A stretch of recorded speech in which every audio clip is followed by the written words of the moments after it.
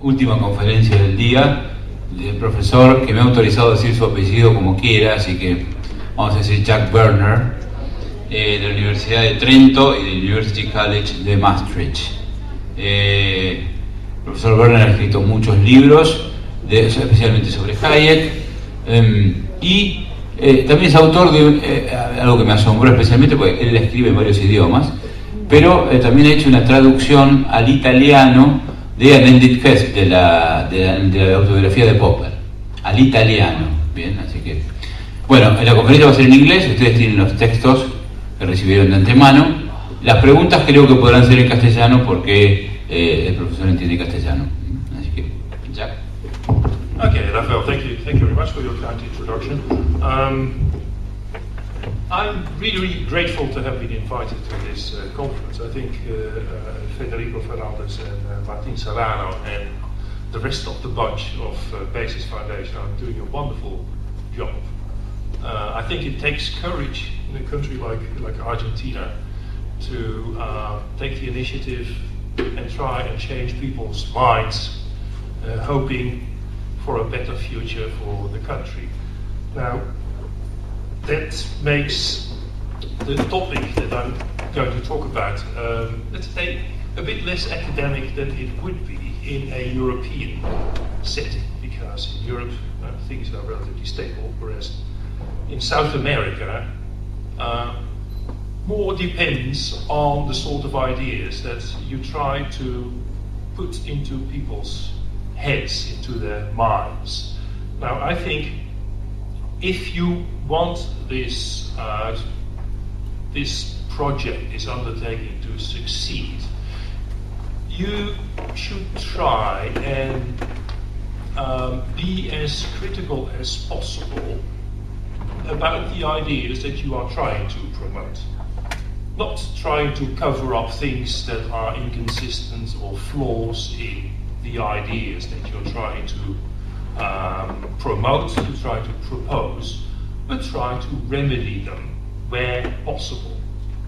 Now, this introduction is in preparation of, let's say, a critical approach in which I compare probably among two of the most important thinkers of last century, Karl Popper and Friedrich Hayek. Now, strange thing is that until rather recently, nobody took it seriously that these two people interacted, discussed, and reacted to each other's ideas.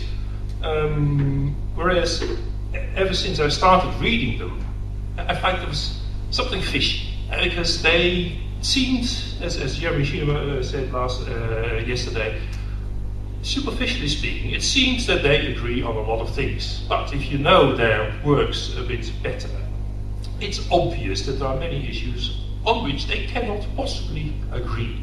Now, I started looking into these issues of differences and parallels and influences between Popper and Hayek. The result, well, not the first result, but one of the results is a paper that was published last year in a conference volume. It was a conference in Prague on Popper, and there I looked in great detail into the ways in which Popper and Hayek influenced each other in the field of evolutionary theory, with very interesting results.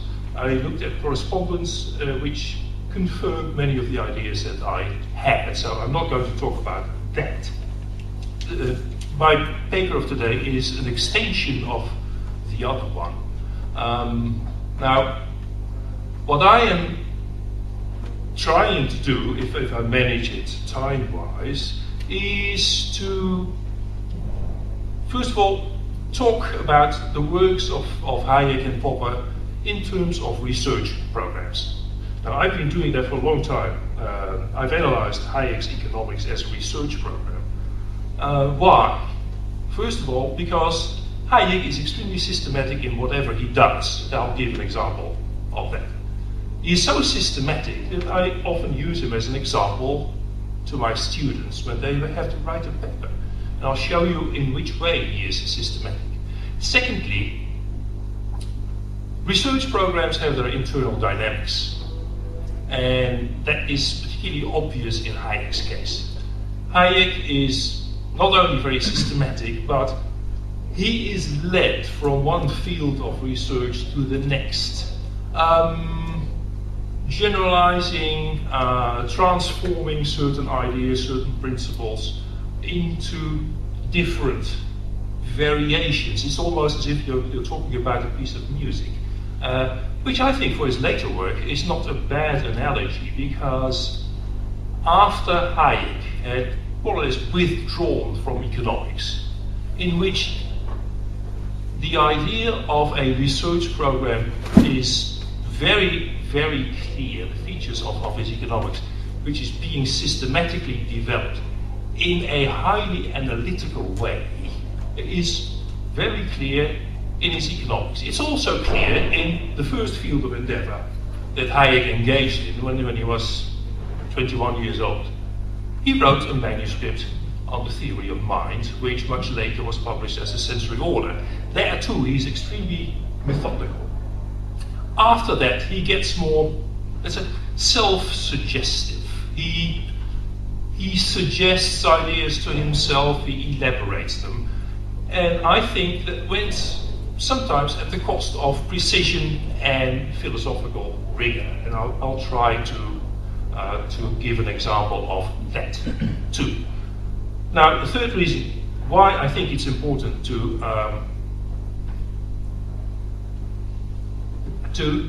analyze Hayek's and Popper's work in terms of, with the help of a schedule, which I will show to you, of a research program, is that people who haven't realized that Hayek, well, let's face it, he's been intellectually active for almost 70 years. So when he was still alive, he was a walking piece of history of economic thought.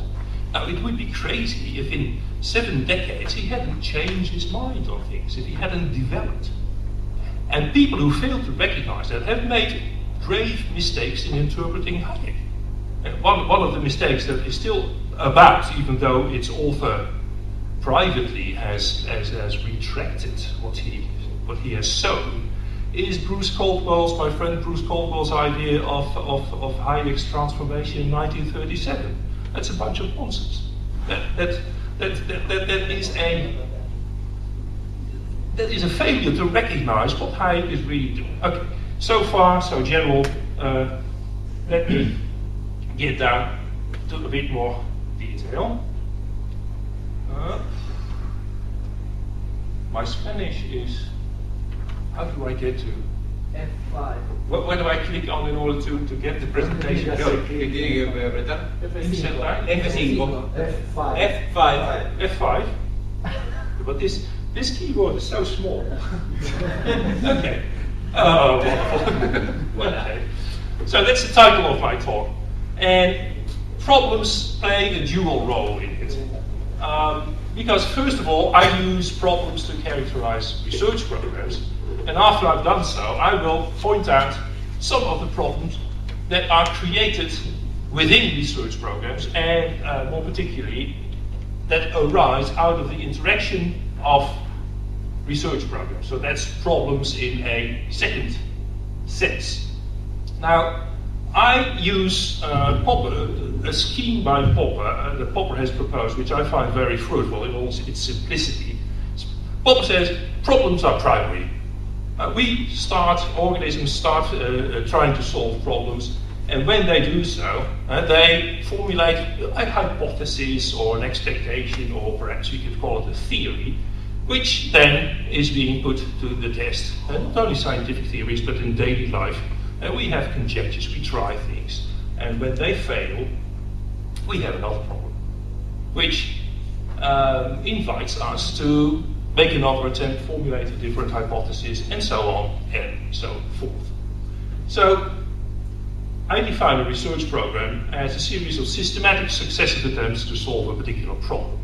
But we can be a bit more precise. The systematicity lies in, to use Popper's term, the problem situation, which, as Popper explains, consists of whatever we take for granted, the knowledge that we do not want to question, of course the problem that we want to solve, and this is something that Popper is not very clear about, but Hayek is, certain methodological principles that we are not willing to abandon or to give up.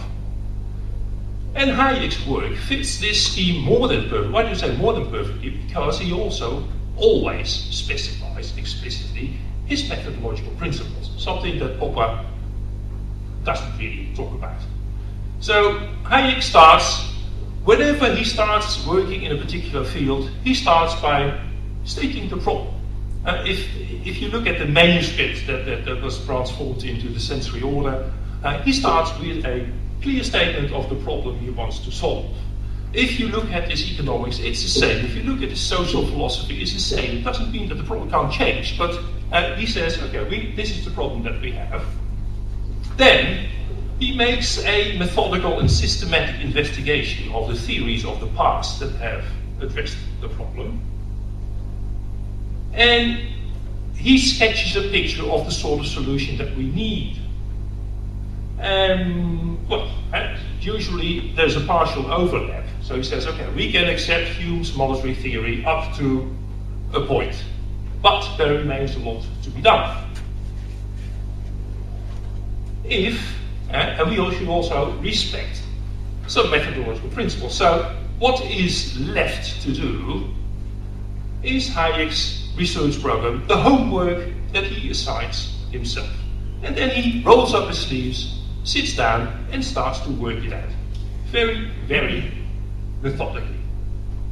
But Popper's work can also be reconstructed in terms of research work, but I'm not going to spend too much time on that. There's more on that in the paper, but I don't think for the purpose of my talk this afternoon, it is very important to go more deeply into Popper's program. I gather that most people here have a background in economics, so I wanted to dwell a bit longer on Hayek's first, well, not first, because it's actually a second research program. The first one was in the philosophy of mind, but particularly in his economics, you can see how systematically he goes about trying to solve the problem that he wants to solve. But before going into that, because that's the other aspect of my talk.